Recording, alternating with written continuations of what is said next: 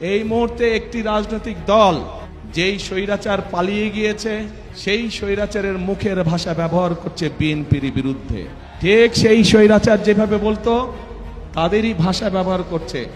তাদের বক্তব্য যে দুর্নীতিতে বলে চ্যাম্পিয়ন ছিল।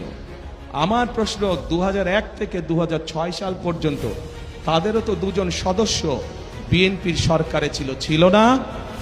ছিল। তো বিএনপি যদি অতই খারাপ হয় তাহলে ওই দুই ব্যক্তি কেন পদত্যাগ করে চলে আসেনি? কেন পদত্যাগ করে চলে আসেনি? এই জন্য পদত্যাগ করে তারা আসেনি, তারা সরকারে ছিল এবং তারা ভালো করেই জানতো যে খালেদা জিয়া কঠোর হস্তে দুর্নীতি দমন করছে। সব ধরনের আন্তর্জাতিক পরিসংখ্যান বলে যে স্বৈরাচার পালিয়ে গেছে তার সময় দেশ দুর্নীতিতে নিম্ন গতিতে ছিল, এবং খালেদা জিয়া যখন 2001 সালে দেশ পরিচালনার দায়িত্ব পায় তখন ধীরে ধীরে বাংলাদেশ দুর্নীতির করাল গ্রাস থেকে বের হতে শুরু করলো।